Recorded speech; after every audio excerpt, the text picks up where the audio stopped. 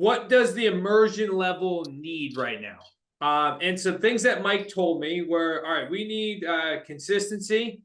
We need some mindset training today because what we're finding is, a lot of people are working really hard right now. We're coming up to the end of the year. A lot of people working hard, and some are either feeling some burnout or are not haven't reached their goals that they're hoped to. So maybe feeling a little bit down on the challenge or the situation. So I said, great, perfect. That's a part of what we're going to talk about today, because really what we're going to hit on is a couple things. One is I want to take note about where we currently are and what we're currently doing. Next is I want to be able to create a filter or a decision-making process so that way you can now make better decisions that create an alignment between you and your end goals. And then lastly, I want to start the process of helping you, and Mike will take over this in the last 30 minutes because I'm gonna jump off and Mike's gonna run it. And that is, I want to take the next step in the next process of helping you now create your 2024 plan, because we're halfway through October. So this is all about understanding where we are so we can create alignment through a filter, and then that's going to allow us to now take the next step with our business, and not only our business but our personal lives, right? Something that I've always found, especially when it comes to either solopreneurs, founders of companies, is the company is actually a mirror of them, right? The reality is everything that's been built in that company is not like separate. It's all personal. People always say, this isn't business or this isn't personal, it's just business. I was explaining to one of my teammates, I said, no, everything is personal in business. And that's because it's very personal when it comes to creating a business.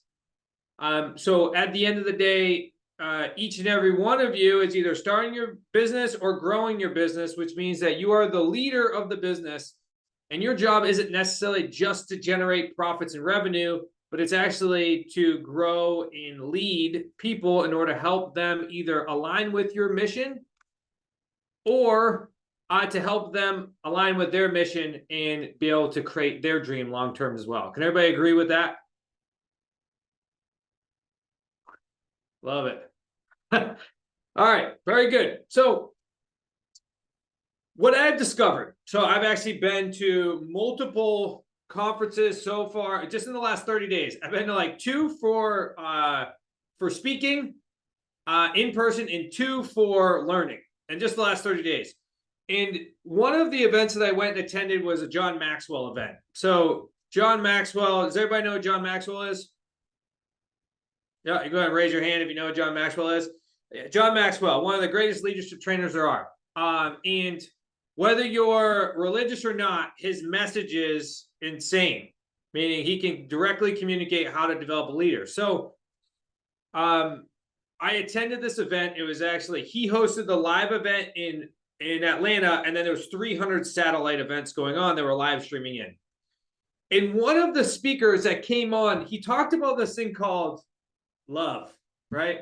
And when we hear the word love, it sounds like a bit like fluffy, either foo-foo, right? It's like, how do you put love in business? And when he first started talking, I was like, this guy, man, this isn't going to be good. I'm like, what is this guy even talking about? But as he decided to dive into it, he made some very good scientific proven points that then I was like, I think I like what this guy's saying. So follow me. He went ahead and he conducted a study. Now, the study was with a group of people that are known to be the most burnt out group of people when it comes to working their job. Does anybody know who they are? Does anybody know what the highest burnout rate is for an employee? Does anybody know what position that is? Air traffic controller? Good guess. Dentist? No? Dentist? Well, that's close. Social worker. It's a doctor. Doctor and nurses, especially, as you can imagine, from COVID, that was the highest burnout rate. So what they did is they took the highest burnout rate position known to man across the board. And what they discovered was if somebody or if each one of them was able to incorporate just 20% of their time doing something they loved, they were significantly less likely to burn out. Just 20%. That means if you have an 8-hour day, you have like basically 1 hour of that day that you just have to do something you like or you love to do. I know you may be sitting there thinking like, okay, I'm a real estate investor, or I'm a W-2 employee and a real estate investor. Like, what would I actually be doing that I love? What was interesting is I jumped on the phone with Chris, and he actually kind of chuckled a bit because I said, look, most of our community are W-2 employees that don't like their job, and then they come home from work and they do the thing they don't like to do, which is cold call. I'm like, are we not setting people up to be burnt out? The fact is that that's part of the gig, right? That's part of the process. But if you and I today, say for the next couple of minutes, discover what we love to do, can we not incorporate that in our daily activities? The answer is we absolutely can. And the fact is, if we actually set aside that hour, it'll actually make us better at being W-2 employees, which means that we might be able to last through the process while we're trying to get to the finish line. And then 2 is, hey, we might actually be better on the phone and communicate better with people because positive tracks positive, and we might actually get more deals. See, the thing in which actually creates the deals, we can either look at it to be very negative or very positive. But the only way we actually look at a positive lens is if we are in a positive mood. Can we all agree to that? So this single thing that we're going to do here today, which I know you're sitting there like, this guy's going to talk about love. The single thing that we're going to do here today is to discover, and it doesn't have to be real estate related. It doesn't have to be job related. But what we need to discover is what can we incorporate in our daily routine? Because the key to happiness within this study was not that you did it 20% of the time, is that you did it 20% of the time daily. That's important. Because it's really easy to say, oh, I'm just going to do this 20% of the time. I'm only going to do it on Saturdays, right? I'm just going to do it all Saturday. But it wasn't sustainable unless you were doing it daily. It's almost like a rejuvenation, right? It's a second wind, as most of us will see. It's like if you enjoy working out and you don't work out in the morning, but you work out like right in the afternoon, your second half of your day tends to be better because you just created an additional wave of energy because you just did something you liked. Or if you take a break in the day in order to go for a walk, I mean, it regenerates energy. Or if you're really into helping people and you help that one person, all of a sudden your day is different. See, because we can't see positivity unless we're in positivity. If we've ever noticed on the flip side, if we're in negative, everything sucks. Like, it's almost hard to find something positive if you're in a bad mood. But if you're in a good mood, everything seems to be positive. So the only way in which, the only way in which we're actually going to generate more of the thing and that we hope to attract is if we get into that mode first. Does that all make sense to you guys so far? So this is going to be just a simple thing. So there's 2 things I want to do right now. Number 1 is I want to take a couple minutes. And I want you to go ahead and write down like the top 5 things that you love to do. And I don't want there to be any filters, because the truth is each and every one of us is built differently, right? So if Dan Furnish writes something that he loves to do, and I write something I love to do, and John Etrix writes something he loves to do, they all could be different, but they affect us differently, right? They affect us. Like what Dan writes that he loves, I could be like, that is absolutely awful. I would never want to do that. What's funny is Mike Mack, we were talking on the phone today, and he was like, yeah, I don't like doing call critiques for people. Now, he does them. I got on the phone with Rick Abbiati the other day, and he goes, I love doing call critiques for people. Totally different person, right? So I want there to be an unfiltered bias here now for yourself, right? What we'll do is we'll shut off the cameras for a couple of minutes. You can pretend like you're by yourself. Because the way this gentleman described it is that if we live in a world of black and white threads, we're looking for the one red thread, the one that gets us excited. So let's take a couple minutes. So let's write down the top 3 to 5 things It's 4:20 right now. Get all of you guys get your mind out of the gutter. What we'll do is we'll take the next 3 minutes at 4:23.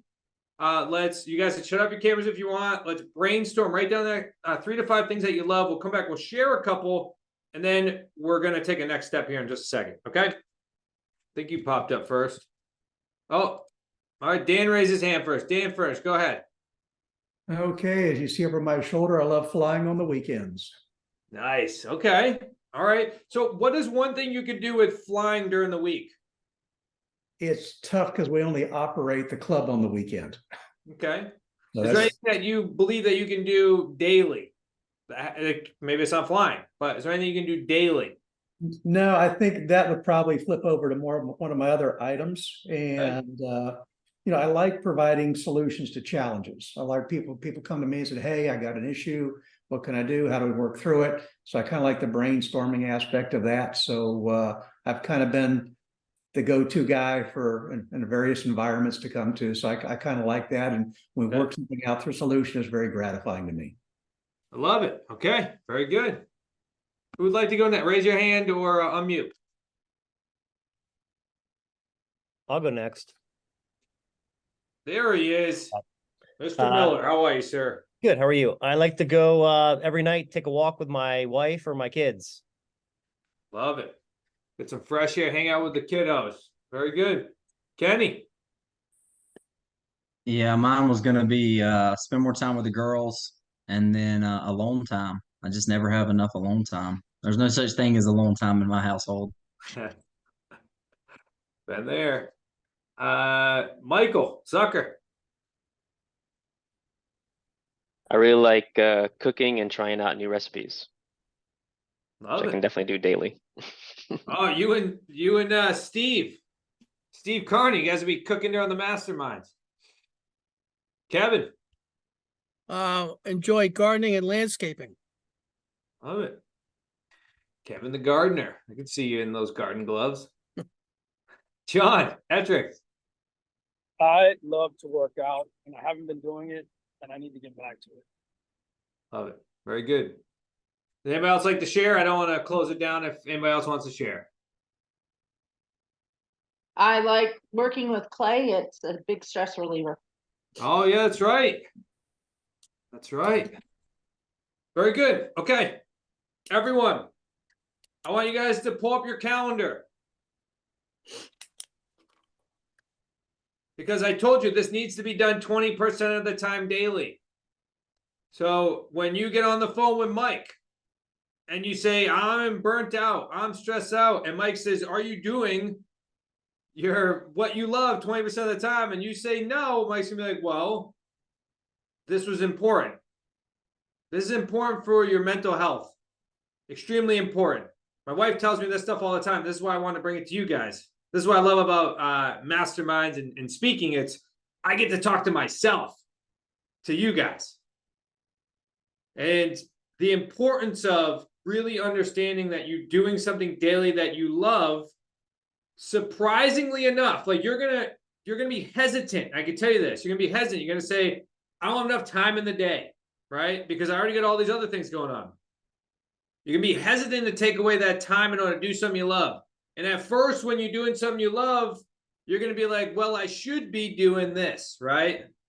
A major piece of advice that a mentor of mine, acquaintance of mine said to me, he said, Zach, if you have big dreams and big goals, then here's the thing. When you're with your family, be with your family. Don't wish you were working. And when you're working, don't wish you were with your family. Same thing here. When you're doing something you love, enjoy doing it. Whether it's family or fitness or an activity, or it's brainstorming, masterminding, connecting. Don't wish you were doing something else. Because the idea of this 20% is going to fuel the rest of it. It's going to fuel everything else, which is so important. Here's why. It's not about the amount of time you spend doing something. It's about how effective you are while you're doing that thing. Right? If you said to me, I need to make 100 dials, I'd be like, okay, $100, good idea, good output. That's something you can control. But what's the real goal? The real goal is I need 5 leads. Okay, great. Well, imagine if you could make 10 calls and get 5 leads. I would say you accomplished that goal, right? So the more effective we are during that time frame, and I'm telling you, trust me with this, that if you're in a more focused, positive energy because you're coming off of something that you enjoy doing, or you get to look forward to doing that thing you love, it's going to make you more effective during the day. It's going to make you more effective at your business. It's going to make you more effective with your family. Everybody agree with that? Okay.